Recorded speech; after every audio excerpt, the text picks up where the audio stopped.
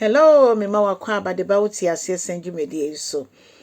Se dia me hye mo bona ano no se na nsa yawoda ne ebnada ne yawoda ye de mmebusɛm aduasa baako eba bewure mu kosi se ye bewie ne nyina.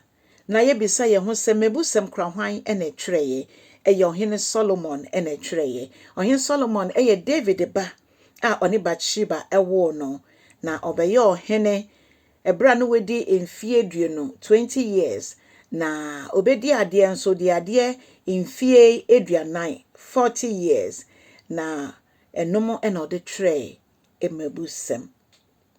Na yehunu sɛ Solomon na ono de onyokofo te sɛ ne papa David na onyokofo ne de ne sɛ ebra obedi ade no ɔsrɛ onyankopɔn sɛ onyankopɔn ema ne nyansa. So nyankopɔn dom no soro nyansa. Eni ti nyansa na yedi bu oman, nyansa yedi ye ahenie hu bibia ene nyame de dom no. Eno nti Solomon ono na ne de ne efa se ototo niam yie na meka nse brofeka so organize eniama na afei nyansa nyame de dom ne nti otumi adwendwene bibi hu na bibi efirimu epie na saa na ne de te planning na o negotiate eniama sa enetie na yenhwe apamdada no mu a apart from Moses no Solomon so yobi a otwere enwoma bebre ewo apamdada no mu.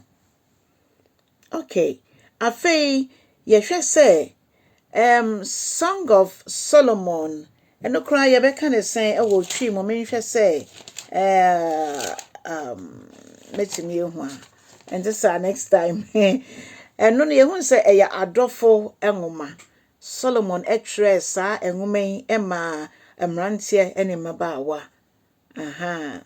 sa bre no na Solomon no oteso papa afei ye ba emebusam no nso a otwere emebusam obra na afi de all mature na wanyini afi na wa mature ewo abrabomu na wanya experience enti ode twere mebusam sa time no so na meka ne se na henie no mutumi na kwa na ekosoro na wanya ne ho nso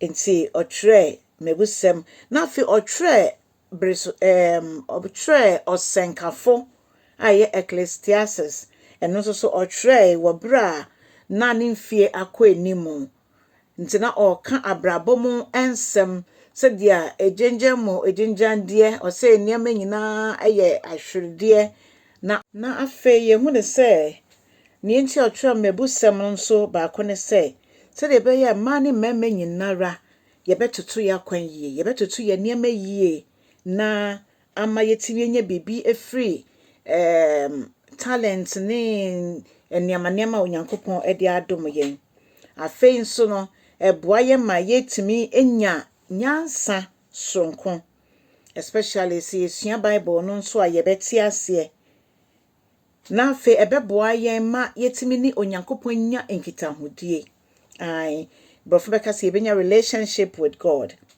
na sa nyansa yi ena afe yedeba practical aspect mo a eboaye ma yetimi enya nimdie ewo onyankopɔn mo na yehune say Proverbs eye bibia eche yenkwan ma yehunu nyansa. Hallelujah. Eno ti yebeko Proverbs 31 efi ba kono a o say masahene Lemuel ensem okasachira ne na detnentne no adan meba na adan meyefunu na adan meboshe ba na yehwe se dia o chechre ye no a yehunu se Lemuel eye ohene wo kai brofo no a echre ye mo eye ohene na Lemuel ne maame na etu ne foi se wo ye ohene ala mo se wutu me ne wo nyina ye ya ahemfo asofo anasa ahemfo adehye ewo Awurade mo. Proverbs 31 adwene gina so say onyankopɔn awo yɛn na onyankopɔn epe kwan a obetete yɛn sɛdia Lemuel ne maame etete no. So wohwɛ Lemuel ne nkyerɛaseɛ ekyɛ sɛ onyame edea. Onyame dea. Obi a belonging to God, belonging to God. Into no etwe ya adwene gyina so me yehun sɛ yɛyɛ emma, sɛ yɛyɛ mmarima no. So wofa Yesu Kristo sɛ wurade no kra agye nkwa, you belong to God. You belong to God. Na yɛhwɛ abakɔsɛm nso a enkyerɛkyerɛmu kyerɛ sɛ Lemuel no na ɔyɛ Solomon ankasa eba. Na ebinom kyerɛ mu sɛ ne yere Bathsheba ɔno ɛna na otu ne ba ɛfo. Te sɛ dia Solomon ahenni ɛwɔ ne fie ntino. Proverbs 31 ɛkyerɛkyerɛ mu sɛ ne ba nso na yɛkyerɛkyerɛ no kwa ɔbɛfa so a ɔno nso so obetimi edi ade, obetimi ayɛ hene a ɛde anuonyam hyɛ ɛbɛbrɛ ahenni na odi no.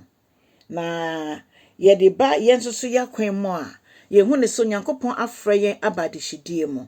Sɛ woyɛ ɔbaa, sɛ woyɛ bɛrima, Onyankopɔn afrɛ yɛn abadehidie mu na ɔpɛ sɛ yetu yɛn ho esi hɔ ɛma no sɛ nkrɔfo yɛma ho kwan sɛ Awurade ɔmfa yɛn yɛ. We belong to God.